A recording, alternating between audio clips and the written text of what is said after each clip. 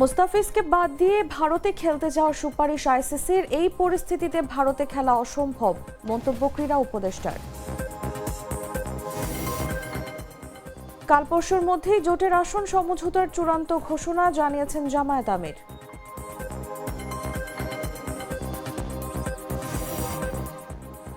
দ্বিগুণ দামেও মিলছে না এলপিজি, সরকারও এলপিজি আমদানির চিন্তা করছে জানালেন জ্বালানি উপদেষ্টা।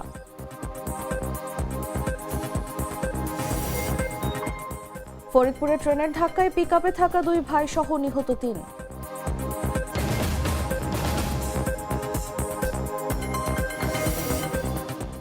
এবং ইরানের নিস্তেজ হয়ে পড়ছে বিক্ষোভ, সরকারের পক্ষে বিশাল সমাবেশ।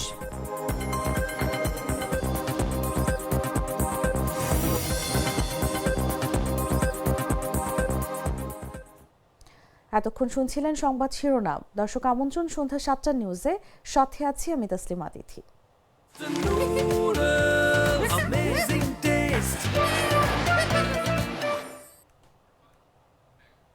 চলে যাচ্ছি পুরো খবরে। নিরাপত্তা শঙ্কার কারণে ভারতের মাটিতে টি-20 বিশ্বকাপ খেলতে রাজি নয় বাংলাদেশ। নিরপেক্ষ ভেন্যু হিসেবে শ্রীলঙ্কার প্রস্তাব দিলেও আইসিসির সাড়া মেলেনি। বরং আইসিসির সিকিউরিটি টিম 3টি শর্ত দিয়েছে, যা মানতে নারাজ বাংলাদেশ। ক্রীড়া উপদেষ্টা আসিফ নজরুল জানিয়েছেন, এসব শর্তই প্রমাণ করে ভারতে খেলার মতো নিরাপদ পরিবেশ নেই। বিস্তারিত জাগো রিপোর্টে।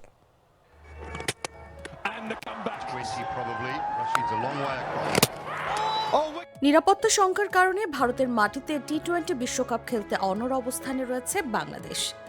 বাংলাদেশ ক্রিকেট বোর্ড বিসিবির পক্ষ থেকে নিরপেক্ষ ভেন্যু হিসেবে শ্রীলঙ্কায় ম্যাচ আয়োজনের প্রস্তাব দেওয়া হলেও আন্তর্জাতিক ক্রিকেট কাউন্সিল আইসিসি এখনও এ বিষয়ে চূড়ান্ত সিদ্ধান্ত জানায়নি। এর মধ্যে আইসিসি সিকিউরিটি টিম ভারতের মাটিতে খেলতে যাওয়ার ক্ষেত্রে বাংলাদেশকে 3টি সুপারিশ দিয়েছে, যা নতুন করে বিতর্কের জন্ম দিয়েছে। বুধবার বাফুফে ভবনের সংবাদ সম্মেলনে যুব ও ক্রীড়া উপদেষ্টা অধ্যাপক আসিফ নজরুল জানান, আইসিসির চিঠিতে বলা হয়, বাংলাদেশ দলে মুস্তাফিজুর রহমানের অন্তর্ভুক্তি, সমর্থকদের জাতীয় জার্সি পরে চলাচল এবং ভারতের নির্বাচন যত ঘনিয়ে আসবে তত নিরাপত্তার ঝুঁকি বাড়বে। ক্রীড়া উপদেষ্টার ভাষ্য অনুযায়ী কার্যত এসব শর্ত মানেই ভারতের মাটিতে খেলতে গেলে বাংলাদেশের সেরা বোলারদের বাদ দেয়া এবং সমর্থকদের পরিচয় গোপন রাখার মতো অবাস্তব প্রত্যাশা চাপিয়ে দেয়া। তিনি স্পষ্ট করে বলেন, এমন শর্ত মেনে খেলার প্রশ্নই আসে না। আসিফ নজরুল আরও বলেন, আইসিসির এই মূল্যায়নই প্রমাণ করে বর্তমানে ভারতে বাংলাদেশের জন্য বিশ্বকাপ খেলার মতো নিরাপদ পরিবেশ নেই। তাই শ্রীলঙ্কা, পাকিস্তান বা সংযুক্ত আরব আমিরাতের মতো বিকল্প ভেন্যুতে ম্যাচ আয়োজনের আহ্বান জানান তিনি। ভেন্যু পরিবর্তন করলেও ভারতের ভেতরে খেলা নিরাপদ হবে না বলে জানিয়ে দেন ক্রীড়া উপদেষ্টা। তার ভাষায়, ইন্ডিয়া মানে ইন্ডিয়াই, যেখানে খেলোয়াড় ও সমর্থকদের নিরাপত্তা নিশ্চিত নয়, সেখানে বাংলাদেশ নতি স্বীকার করবে না। নিউজ ডেস্ক, জাগো নিউজ। আগামীকাল বা পরশুর মধ্যে জোটের আসন সমঝোতার চূড়ান্ত ঘোষণা দেয়া হবে বলে জানিয়েছেন জামায়াত ইসলামীর আমির ডক্টর শফিকুর রহমান।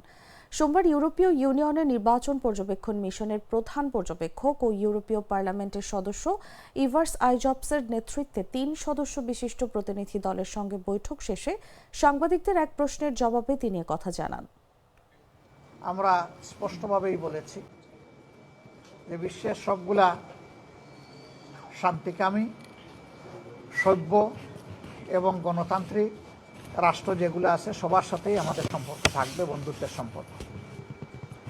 যারা আমাদের প্রতিবেশী তাদের সাথে অবশ্যই প্রতিবেশী সুলভ সম্পর্ক আমাদের থাকবে এবং আমরাও প্রত্যাশা করব তারাও আমাদের সাথে প্রতিবেশীর মতোই আচরণ করবেন। সেই আচরণটা হবে পারস্পরিক শ্রদ্ধা এবং সমতার ভিত্তিতে। আমরা কোনো ক্ষেত্রেই কোনো অসমতা দেখতে চাই না। আমাদের ফরেন পলিসির ব্যাপারে, রিলেশনসের ব্যাপারে আমরা বলেছি যে আমরা কোনো নির্দিষ্ট রাষ্ট্রের দিকে ঝুঁকতে চাই না। গণভোট শুধু আগামী 5 বছরের জন্য নয়, এটি ভবিষ্যৎ বাংলাদেশের রাষ্ট্র ব্যবস্থা এবং গণতন্ত্র পুনঃপ্রতিষ্ঠার জন্য প্রয়োজন বলে মন্তব্য করেছেন প্রধান উপদেষ্টার বিশেষ সহকারী অধ্যাপক আলী রিয়াজ। বলেন, নাগরিক হিসেবে সবার দায়িত্ব গণভোটে হ্যাঁ ভোট দেয়া। সোমবার দুপুরে রাজশাহী হযরত শাহ মখদুম কেন্দ্রীয় ঈদগাহ মাঠে বিভাগীয় ইমাম সম্মেলনে প্রধান অতিথির বক্তব্যে এসব কথা বলেন তিনি। আলী রিয়াজ বলেন, রাষ্ট্র কিভাবে পরিচালিত হবে, বিচার বিভাগ, নির্বাচন কমিশন ও দুর্নীতি দমন কমিশন কিভাবে স্বাধীনভাবে কাজ করবে, এসব সিদ্ধান্ত জনগণের ম্যান্ডেটের মাধ্যমেই নিতে হবে। 12ই ফেব্রুয়ারি যদি এই গণভোট এর মধ্য দিয়ে ইতিবাচক ফলাফল আসে, যেটা আমরা আশা করছি, যার জন্য আমরা চেষ্টা করছি, যার জন্য আপনাদের সকলের চেষ্টা আছে, তাতে কি হবে?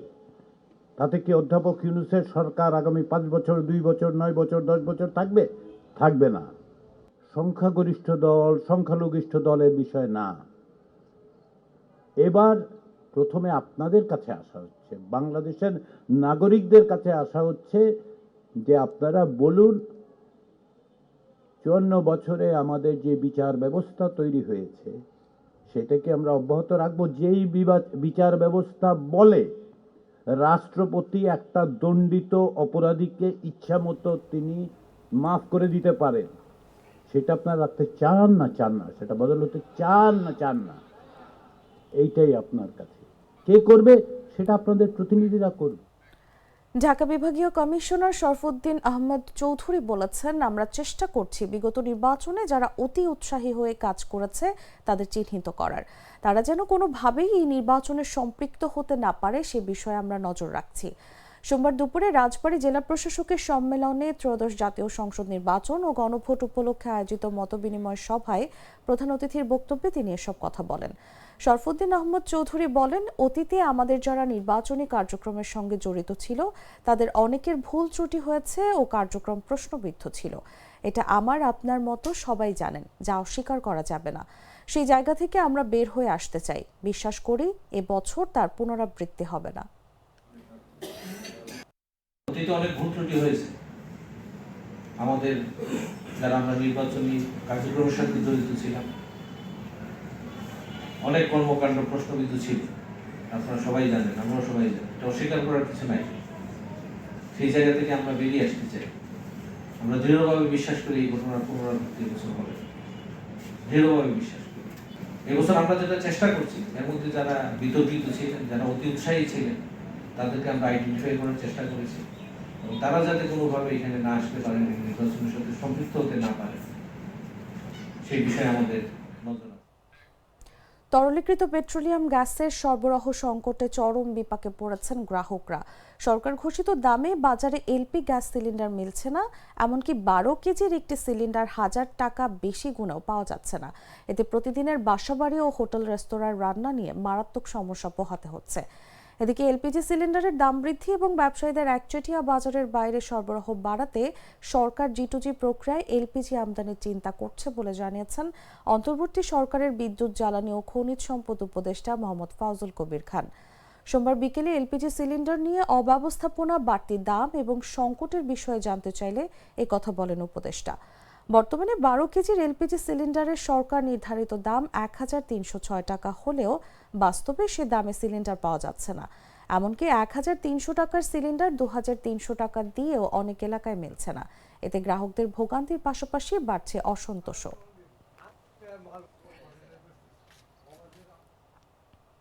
গ্লিটারের টুইন লেমন ও অ্যান্টিব্যাকটেরিয়াল ফর্মুলা বাসনকে চকচকে জীবাণুমুক্ত করে আমাদের দেয় গ্লিটার গ্যারান্টি।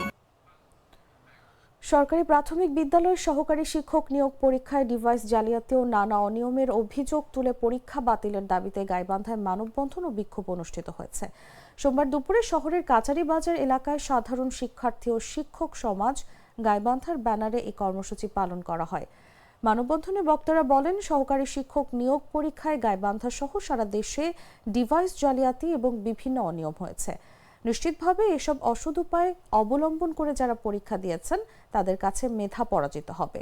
কাজে এই পরীক্ষা অবশ্যই বাতিল করতে হবে। সেই সঙ্গে এসব অনিয়ম ও জালিয়াতিতে যুক্ত তাদের চিহ্নিত করে দৃষ্টান্তমূলক শাস্তি নিশ্চিত করতে হবে, যাতে আর কেউ এমন অনিয়ম জালিয়াতি করার সাহস না পায়। পরীক্ষা বাতিল না করলে কঠোর আন্দোলনের হুঁশিয়ারি দেন তারা।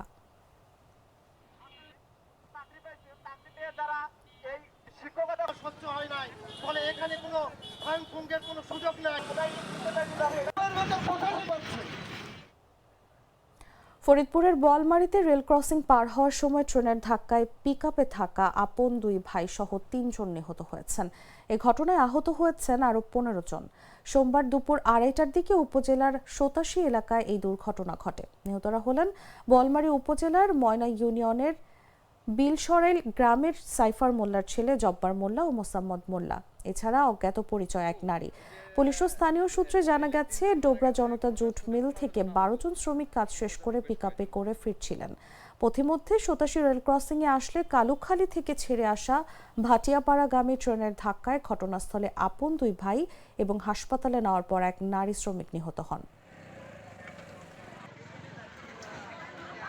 87 গ্রামে যে রেল ক্রসিংটা আজ কালুখালী থেকে ভাটিয়া পর্যন্ত যে রেলটা যায়, 87 আসার পরে বেলা 2:30টার দিকে এই ডুবরা জুট মিলের যে শ্রমিকদের যে গাড়ি, ওই গাড়ির সঙ্গে সরাসরি সংঘর্ষে জায়গায় 3 জন নিহত হয়। ট্রেন আসছে আর মেলের গাড়ি আসছে, সাথে বাজায় অ্যাক্সিডেন্ট হয়েছে, 3 জন মারা গেছে আর সব আহত ফরিদপুর হাসপাতাল। 2টার দিকে মেলেতে আসার পরে গাড়িটা হলো পার হয়ে গেছে, পার হবার পিছনে লেগে গেছে, পিছনে লাগার সাথে হলো পোল্ট্রি খাইছে, পোল্ট্রি খেয়ে গাড়ির 3 পোল্ট্রি খাওয়ার পরে হলো মানুষ 2-3 জন মারা গেছে।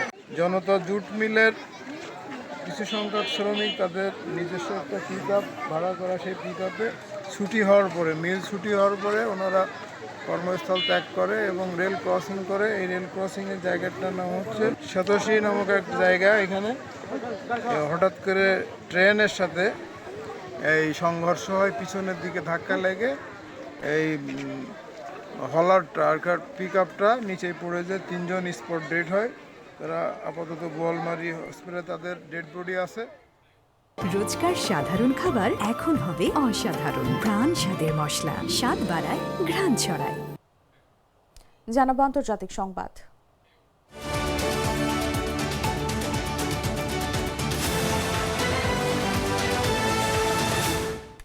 কয়েক সপ্তাহের টানা বিক্ষোভের পর ইরানের সরকার বিরোধী আন্দোলন ধীরে ধীরে নিস্তেজ হয়ে আসছে। একই সঙ্গে রাজধানী তেহরান সহ দেশটির বিভিন্ন শহরে সরকারের পক্ষে বিশাল সমাবেশ অনুষ্ঠিত হচ্ছে। এটি পরিস্থিতি ধীরে ধীরে সরকারের নিয়ন্ত্রণে আসার ইঙ্গিত দিচ্ছে বলে মনে করছেন বিশ্লেষকেরা। যুক্তরাষ্ট্র ভিত্তিক think tank institute for the study of ওয়ার্ল্ডের ক্রিটিক্যাল থ্রেটস প্রজেক্ট জানিয়েছে, গত রোববার থেকে ইরান জুড়ে বিক্ষোভের মাত্রা কমতে শুরু করেছে। সংস্থাটির মতে, সরকারের দেশব্যাপী ইন্টারনেট বন্ধ এবং স্টারলিংক স্যাটেলাইট ইন্টারনেট ব্যবহারের উপর কড়াকড়ি আরোপের ফলে আন্দোলনের গতি স্লথ হয়ে পড়েছে। এদিকে ইরানের বিভিন্ন শহরে সরকারপন্থী পাল্টা সমাবেশ অনুষ্ঠিত হচ্ছে। আল জাজিরার তেহরান প্রতিনিধি তৌহিদ আসাদি জানান, রাজধানীতে ডাকা সরকারপন্থী সমাবেশে হাজার হাজার মানুষ অংশ নিচ্ছেন। তিনি বলেন, আগামী কয়েক ঘন্টার মধ্যে নাগালাবি স্কয়ারেও আরেকটি বড় সমাবেশ অনুষ্ঠিত হওয়ার কথা রয়েছে।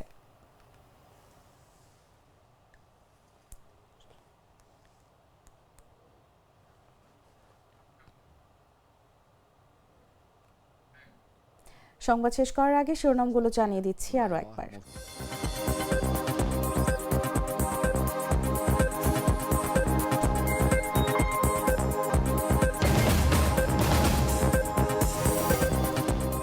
মোস্তাফিজকে বাদ দিয়ে ভারতে খেলতে যাওয়ার সুপারিশ আইসিসির। এই পরিস্থিতিতে ভারতে খেলা অসম্ভব জানিয়েছেন ক্রীড়া উপদেষ্টা।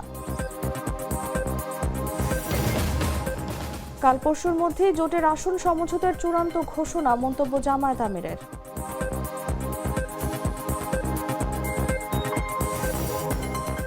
দ্বিগুণ দামেও মিলছে না এলপিজি, সরকারও এলপিজি আমদানির চিন্তা করছে জানালেন জ্বালানি উপদেষ্টা।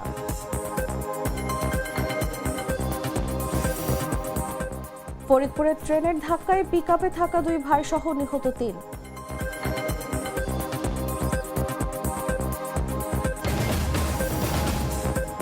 এবং ইরানে নিস্তেজ হয়ে পড়ছে বিক্ষোভ, সরকারের পক্ষে বিশাল সমাবেশ।